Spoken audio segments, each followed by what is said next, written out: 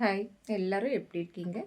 வணக்கம். Welcome to Iniya's diary. இன்னைக்கு ஒரு வீடியோ ஒண்ணு போட்டிருக்கேன். அத பாருங்க. ஆக்சுவலா இன்னைக்கு திருப்பத்தூர் சப்கோர்ட்டுக்கு டிஸ்ட்ரிக்ட் கோர்ட்டுக்கு நான் வேண்டிய நிலைமை. நான் ஏற்கனவே சொல்லியிருக்கேன். என்னுடைய தாயார் நியர்பை 80 இயர்ஸ். அவங்க ரொம்ப உடம்புக்கு முடியாம இருக்காங்க. அவங்களுடைய பூர்வீக சொத்து சம்பந்தமா நீதிமன்றங்களுக்கு போக வேண்டிய சூழ்நிலை. அவங்களுக்கு துணையாக என்ன தான் கூப்பிடுறாங்க. ஆஸ் ஏ டாட்டர் நான் போய் தான் ஆகணும். என்னுடைய கடமை.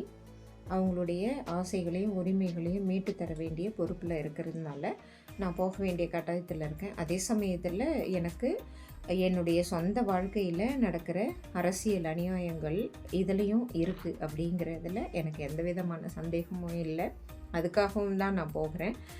இந்த அரசியல் அட்டூழியங்கள் இருக்கே, இந்த அட்டூழியங்கள் அது ஒரு நேர்மையாளர்களின் குடும்பத்தில் எவ்வளவு தூரத்துக்கு இதெல்லாம் பண்ணிகிட்ருக்கு அப்படிங்கிறது தான் நான் இங்கே எடுத்து சொல்ல விரும்புகிறேன். இது கடமையும் பட்டிருக்கேன். இந்த சமூகம் இதெல்லாம் தெரிஞ்சுக்காமல் இருக்கக்கூடாது அப்படிங்கிறதுக்காக தான்.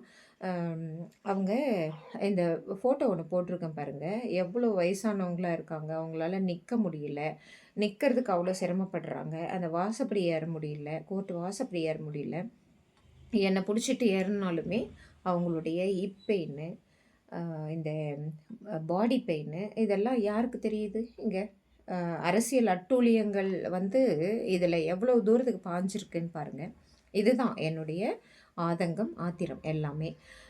இதை சும்மாலாம் விட்டுட்டு போக முடியாது. போலியான டாக்குமெண்ட் தயாரித்து, அதாவது யாருடைய சொத்துக்கு, அதாவது என்னுடைய தாயாருடைய தகப்பன், தாய் தந்தையர் இருப்பாங்க இல்லையா, அவங்களோட சொத்துக்கு யார் ஆசைப்படுறது? அரசியலில் இருந்துட்டா, அரசியல் அதிகாரங்கள் தன் கையில் இருந்துட்டா இதெல்லாம் எடுத்து செய்யலாம் அப்படின்னு எதனா சட்டங்கள் இருக்கா அப்படின்னு பார்க்கும்போது இந்த கோபங்கள் நியாயமானது அப்படின்னு தோணுச்சு. ஓகே, இதை நீதி வழங்குகிற நீதி தேவதையை தன் பக்கத்தில் வச்சிட்ருக்க நீதிமன்றங்கள் தான் இதுக்கெல்லாம் கரெக்ட் அப்படின்னு சொல்லிட்டு எங்களை மாதிரியே ஏமாந்து போன என்னுடைய தாயாரின் தமக்கை அவங்களும் ஒரு நீதிமன்றத்தை நாடி ஒரு கோரிக்கை மனுவை எழுப்பியிருக்காங்க. எதுக்காக தான் நான் இன்றைக்கி போனது நீதிமன்றத்துக்கு. அவங்க அவ்வளோ கஷ்டப்பட்டுட்டு இருந்தாங்க. போலியான டாக்குமெண்ட்ஸை இதுக்கு மேலே யாருமே தயாரிக்கக்கூடாதுங்கிறது தான் இதில் இருக்கிற விழிப்புணர்வு. நீதிமன்றங்கள் ஒன்றும் அதாவது சர்வரோக நிவாரணியா அப்படின்னு சொல்லிட்டு ஒரு நீதிபதி ஐயா அவங்க கேட்டிருக்காங்க.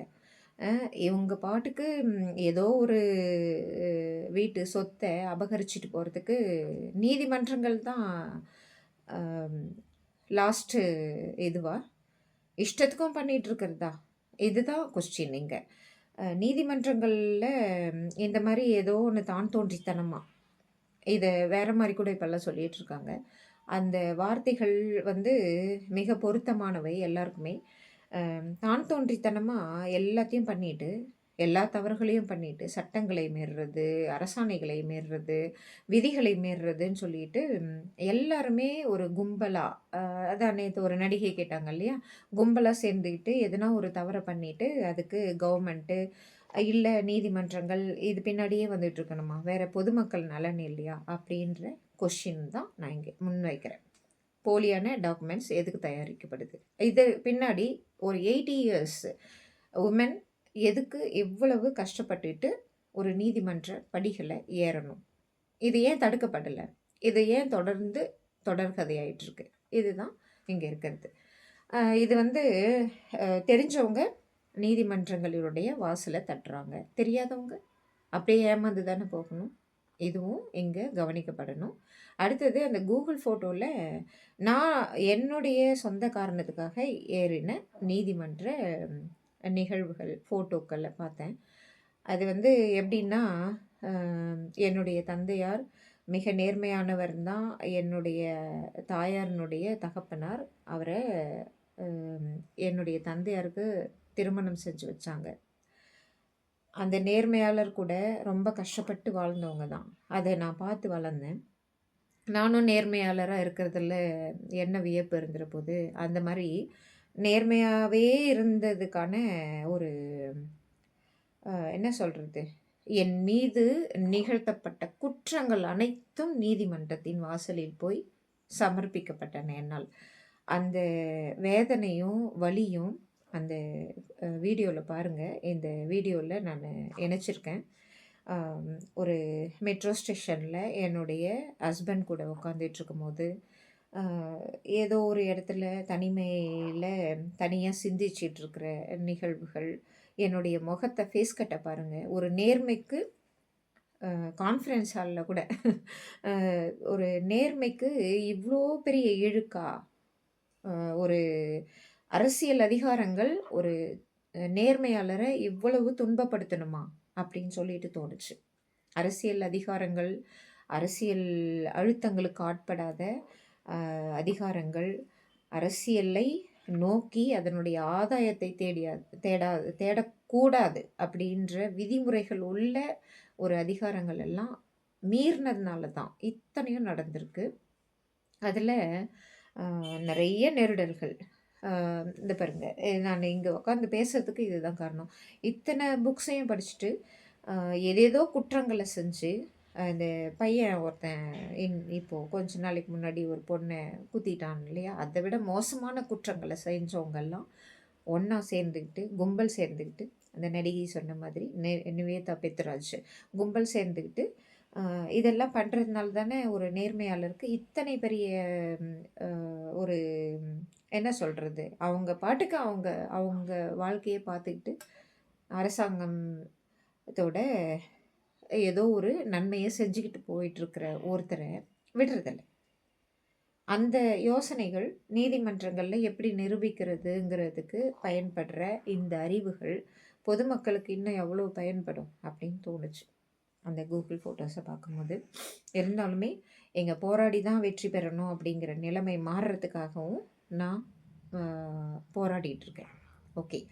அடுத்தது இன்னும் நல்ல சுவாரஸ்யமான ஒரு பள்ளி குழந்தையின் ஒரு நல்ல ஒரு விழிப்புணர்வு இது.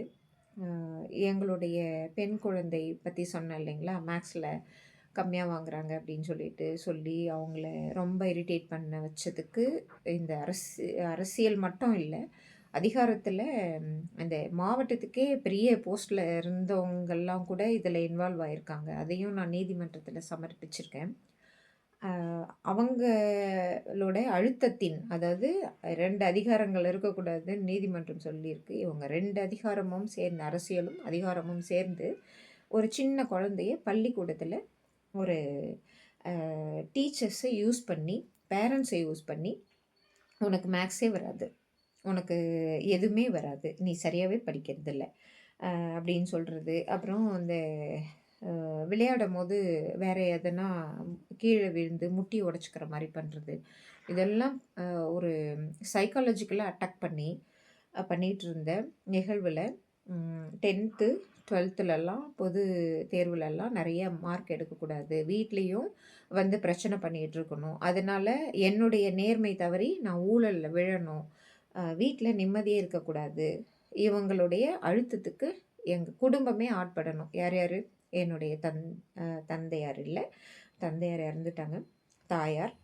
தாயாரினுடைய குடும்பம், நான், என்னுடைய பெண் குழந்தை, எத்தனையும் பண்ணாங்க. அதில் நான் ரொம்ப அக்ரஸிவாக சொல்கிறது, கேமரா போட்டுட்டு லைட்டை போட்டு, என்னுடைய வீடு ரொம்ப சின்னது தான், அந்த வீட்டில் ஒரு பெண் குழந்தை, சின்ன பெண் குழந்தை, ஒரு 16 இயர் கேர்ள், அவள் எப்படினாலும் இருப்பாள் வீட்டில். அதை வந்து தடுக்கிறதுக்காக நான் காவல் நிலையத்துக்கு போகிறேன். அங்கே வந்து என்ன டாமினேட் பண்ணுறதுக்கு ஒரு ரவுடி அவன் அதட்டிகிட்டு இருக்கான். அதுக்கு நாய்களை பயன்படுத்தி என்ன அந்த வழியிலையும் நிறைய ஃபோர்ஸ் பண்ணி என்னென்னவோ குற்றங்கள் எல்லாம் செஞ்சு, குற்றங்கள்னே நான் குறை சொல்கிறேன், குற்றங்கள் தான் இதெல்லாம் பண்ணிக்கிட்டு இருக்காங்க. அதையும் மீறி அந்த குழந்தைங்க என்ன பண்ணாங்கன்னா, நல்லா கவனிங்க, அந்த 10th படிக்கிறதுக்கு முன்னாடி இந்த அரசியலெல்லாம் என் வாழ்க்கையில், என் சொந்த வாழ்க்கையில், என்னுடைய தாயாரினுடைய வாழ்க்கையில், என்னுடைய நேர்மையான தந்தையாருடன் வாழ்ந்த எங்களுடைய தாயாரினுடைய வாழ்விலும் நுழையாத இந்த அரசியல் இல்லாத காலத்தில் நாங்கள் சென்னையிலேருந்து இங்கே வந்திருக்கோம் திருப்பத்தூருக்கு.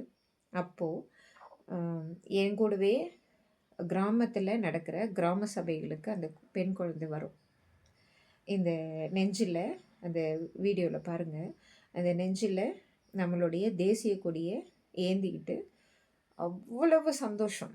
அந்த கிராம சபையில் நடக்கிற அத்தனை விஷயங்களும் அவ்வளவு உன்னிப்பாக கவனிக்கக்கூடிய பொறுப்புள்ள ஒரு இந்தியாவினுடைய இளம் தலைமுறை, ஒரு பள்ளி குழந்தை. அதுலேயும் முக்கியமாக சொல்லணுன்னா பெண் குழந்தை. அவ்வளோ நல்லா படிப்பாங்க, ரொம்ப சுட்டி. அந்த பெண் குழந்தைய அந்த வீடியோவில் பாருங்கள், அவங்க எவ்வளோ சந்தோஷமாக இருந்தாங்க, நாங்கள் எவ்வளோ சந்தோஷமாக இருந்தோம் சென்னையில். ஆனால் இங்கே வந்த பிறகு இந்த அரசியல் அழுத்தங்கள்னால எங்கள் வாழ்க்கை எவ்வளோ தடம் மாறி போயிருக்கு. இந்த அரசியல் அழுத்தங்கள் எல்லாம் மாறணுமா மாறக்கூடாதா? கண்டிப்பாக மாறணும். அப்படிங்கிறதுக்காக தான் நான் இதெல்லாம் சொல்கிறேன். யாருமே இதை தப்பாக எடுத்துக்கக்கூடாது, தப்பாக எடுத்துக்க வேண்டிய அவசியமும் இல்லை. இதில் இவ்வளோ கஷ்டப்பட்டு இந்த சமூகத்தில் ஒரு குடும்பம் இல்லைன்னா ஒரு நேர்மை வாழணுமா அப்படிங்கிறதுக்காக தான் சொல்கிறது. மிக முக்கியமாக பெண் குழந்தைகளை குறித்து நிறைய சட்டங்கள் இருக்குது. இந்த சட்டங்கள் எல்லாம் மீறப்படுது. இதையும் தான் நான் விழிப்புணர்வாக இங்கே சொல்லிகிட்ருக்கேன். அந்த குழந்தைய அந்த வீடியோவில் பாருங்கள், எவ்வளவு சந்தோஷமாக இருக்காங்க அப்படின்னு சொல்லிட்டு. இப்போ ரீசண்ட்டு ஃபோட்டோஸ் எல்லாம் போட்டால் இந்த சமூகமே கேள்வி கேட்கும். அப்படியான ஒரு ஃபோட்டோஸ் வீடியோவாக க்ரியேட் பண்ணியிருக்கு Google. Thank you for you. Thank you.